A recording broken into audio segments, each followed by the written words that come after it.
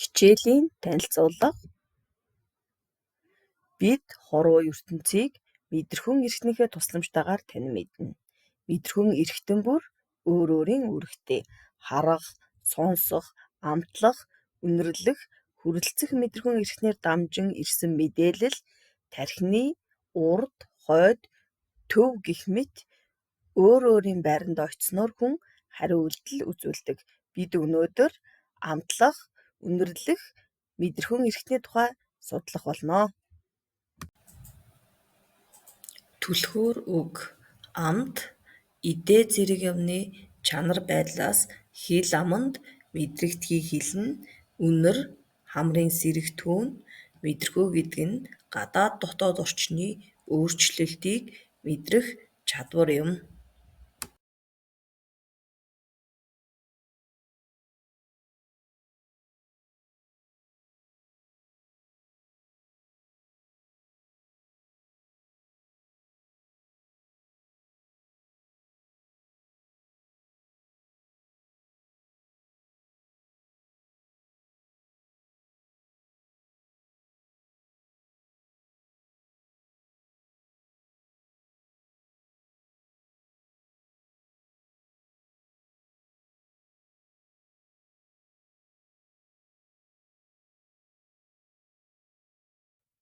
Дараах асуултанд хариулаарай.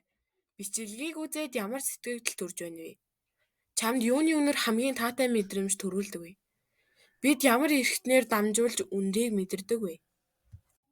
Дараах зургийг ажиглаад хамар хэрхэн ажилтдаг талаар гэрийнхэнтэйгээ ярилцаарай. Бид үнэрийг хэрхэн мэдэрдэг вэ? Хамрынхаа бүтцийг мэдэж авъя.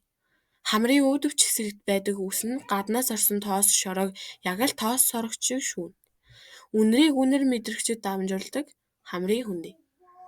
Хамрын дээд талын 3/1 дорших үнэр мэдрэх үсэмцэр үнэрийг ялгаж цааш дамжуулна. Үнэр нь мэдрэлийн эсээр дамжин тархины төвд хүргэгдэн үнэрийг таньдаг байна. Хүмүүс өөр өөр зан араншинтай байдаг боловч харин таатай хийгээд чамин бүхэнд татагддаг нэгэн ижил хүсэл сонирхолтой гэж тодорхойлбол үнэнээс гажихгүй. Бид үнэртэн сүрчийг түрхэхэд хурц үнэртэж байснаа 15-аас 20 минутын дараа үнэртгээ больдог. Энэ бол хүнд төрөлхөөс зайсан хамгийн чухал мэдрэмжүүдийн нэг. Хүн нүдээрээ бүхнийг ойлгож хардаг шиг хамраараа бас юмсыг мэдэрдэг.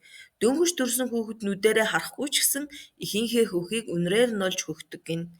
Үнрээр хүн төрлөختөн аюулаас, галаас зугтаж өөрийгөө хамгаалж ирсэн. Учир нь хүний хамар таагүй үнрийг аваад хариу үйлдэл үзүүлдэгч тодорхой хугацааны дараа хариу үйлдэл үзүүлэхээ больдог байна. Түүнчлэн зарим хүнд үнэртэн удаан хадгалагддаггүй байж болно. Ихэвчлэн ийм хүмүүсийн биеийн дулаан бусдаас илүү байдаг учраас төрсөн үнэртэн нь хурдан ууршдаг. Мөн энэ нь тухайн хүний биеийн шинж, арсны шүтлэг ба хүчлэгээс хамаарах нь бий. Сүрчиг үйлдвэрлэлийн анхны үйлдвэр одоогоос 400 гаруй жилийн өмнө Францын Грес хэмээх тосгонд үүсжээ. Өдгөө энэ хот олон улсын сүрчиг үйлдвэрлэлийн төв болоод байна.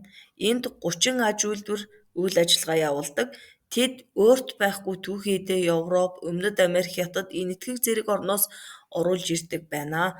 Сүрчгийн үйлдвэрийн бүхий л шат дамжлага бүтээлийн эрхтэй. Өнөөдөр үнэртний үйлдвэрүүдэд үнэрлэх чадвар бүхий тусгай машин байдаг ч хүнээс давуу үнэрлэх тийм машин одоо хүртэл бий болоогүй тул үнэрлэх чадвартай зөвхөн хүн та бид билээ. Филадельфийн нэгэн их сургуулийн чих хамар судлалын ухааны профессор Ковард үндсэндээ хүмүүс юмны амтыг амаараа мэдэрч байна гэж боддог. Гэвч зарим тохиолдолд амт мэдрэгдэж байгаа нь бидний хамартай холбоотой байдаг гэжээ. Үнэр мэдрэхээ болсноор хүн шоколад, гүзээлзэгний амтыг ч ялгаж чадхаа болдог аж. Хамраа чимхэж байгаад нүдээ аниад давс, элсэн чихэр хоёрыг амтлаад үзээрэй. Ямар ч ялгаа мэдэгдэхгүй.